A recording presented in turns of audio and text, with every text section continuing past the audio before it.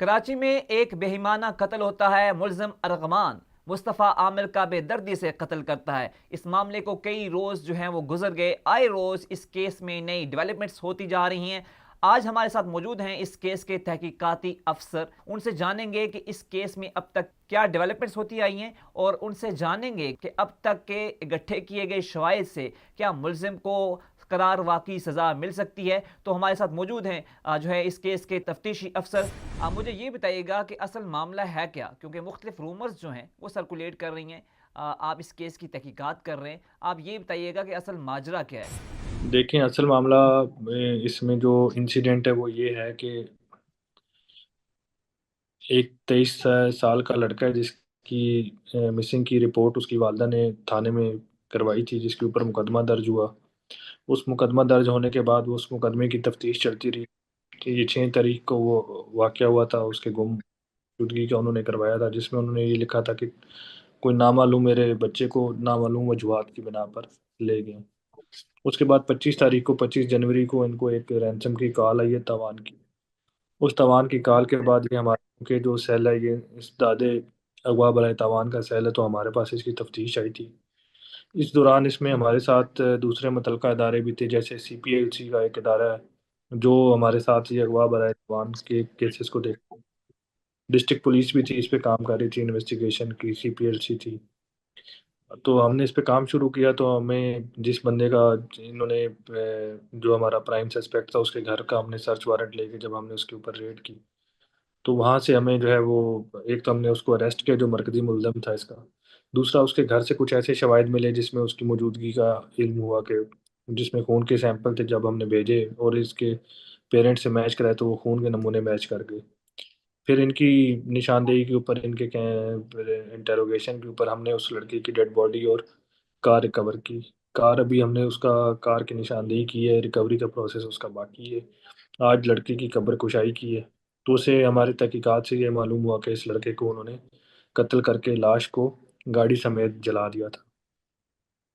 सुनने में ये भी आया है कि जब आप रेड करने गए तो आप पर फायरिंग की गई।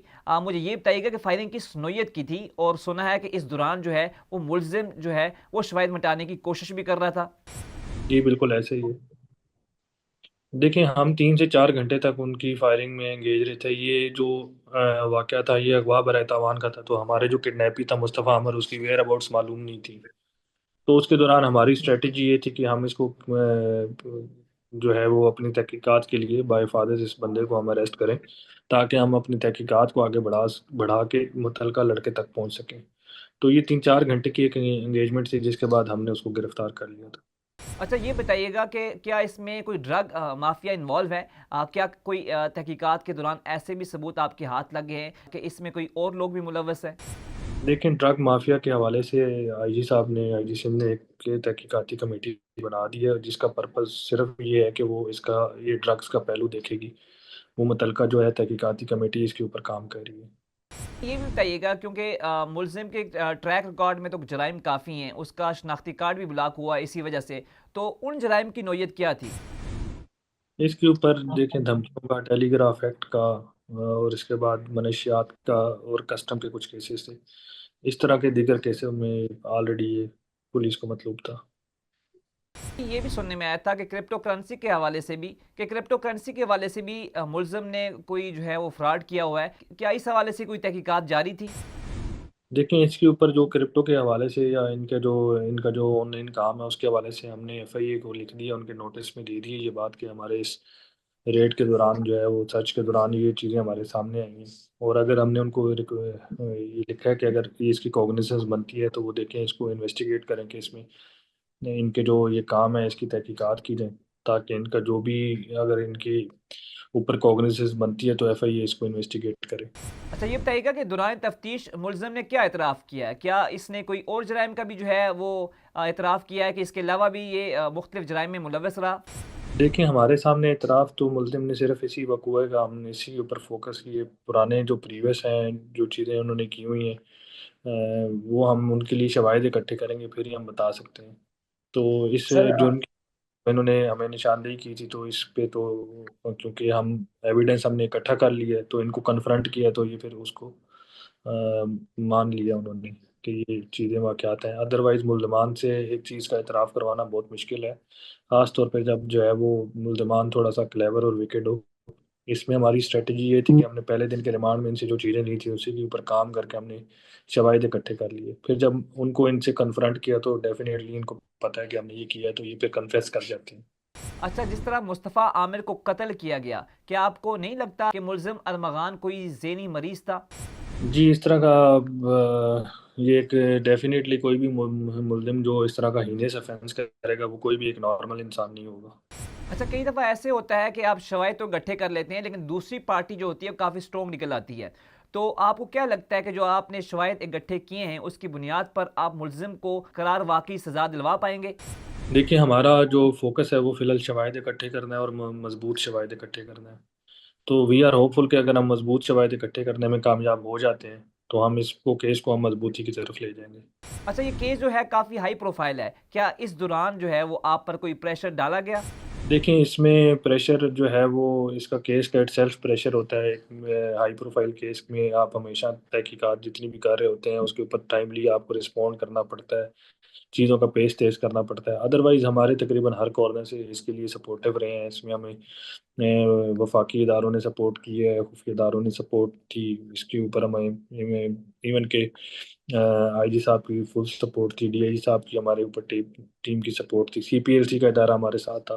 तो इसमें हमें सपोर्ट भी काफ़ी मिली है इस केस को हल करने में। तो प्रेशर तो इस पे इटसेल्फ उस चीज़ का प्रेशर था कि इसको हम टाइमली सॉल्व कर लें, जो क्योंकि ये एक ऐसा मामला हाई प्रोफ़ाइल हो गया था कि इसमें हम डेली प्रोग्रेस फ़ीड कर रहे थे। अच्छा, मुख्तलिफ खबरें भी आ रही थी कि इस केस में किसी लड़की का भी जो है वो चक्कर है।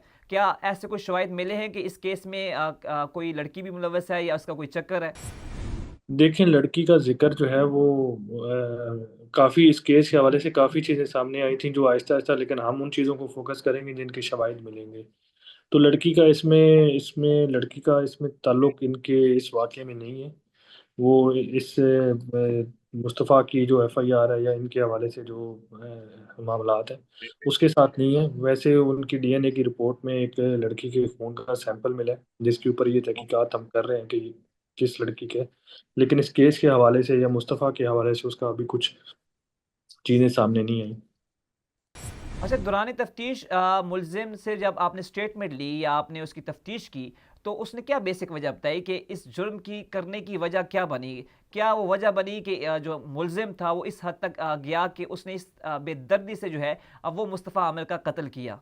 देखें, अभी तो बज़ाहिर देखें इसमें ये भी लगता है कि ये एक-दूसरे के साथ ये मिलते-जुलते थे। मुस्तफ़ा के ऊपर भी ये ड्रग्स और वीड इकट्ठी करते थे, इनके आपस की चपकलिश भी थी। पहले इसने इसको थ्रेट्स भी की हुई थी मुल्ज़िम ने। अब उसमें इन्होंने काफ़ी हद तक जो है वो इनके मामलात वो ये भी उसको एप्रीहेंशन थी मुल्ज़िम को कि वो इनका सेटअप कॉपी करना चाहता है। इस तरह के दीगर मामलात थे, काफ़ी चीज़ें थी। अभी कोई हतमी चीज़ हमारे सामने इनकी जो वजह अनाद है, वो कोई हम उसको अभी हम करेंगे सबूत आने के ऊपर हम वाज़ह करेंगे। मोटिव इसका और हम आप डिटरमिन। अच्छा, आज कब्र कुशाई भी थी, तो क्या इससे कुछ मज़ीद शवाहिद भी मिले? ये 11 के करीब सैंपल हमने भेजे हैं उसको, उससे हम लेकर डीएनए लैब जो मुतल्लिक़ है उसमें जमा करवाएँ। जो अभी तक शवाहिद इकट्ठे किए गए हैं, तो क्या ये शवाहिद इस बात को साबित करते हैं कि मुलज़िम ने जो है वो इस घिनौने फ़ेल का जो है वो इर्तिकाब किया है? जी, मुल्ज़िम ने ये हमारी जो पहली लीड थी वो मुल्ज़िम का बयान ही था जो हमें इसने दिया था। इसी ने लीड मुहैया की थी कि इसके साथ एक को-एक्यूज़्ड भी है, उसका नाम इसने बताया था। जब हमने को-एक्यूज़्ड लिया तो हमने काफ़ी ज़्यादा चीज़ें इसकी रिवील की थी। जी, बहुत शुक्रिया आपने टाइम दिया। नाज़रीन, जैसा कि आपने सुना जुर्म किस नौइयत का है, शवाहिद कहाँ तक इकट्ठे किए गए हैं, मुलज़िम इससे पहले किस नौइयत के जराइम में मुलव्वस रहा, क्या-क्या उसने जुर्म किए, जब ये रेड करने गए तो उनके साथ क्या वाक़या पेश आया, कब्र कुशाई के दौरान क्या शवाहिद मिले, ये तमाम तर चीज़ें आपके सामने रखी गई। हमें दीजिए इजाज़त, अपना ख्याल रखिएगा। अल्लाह हाफ़िज़।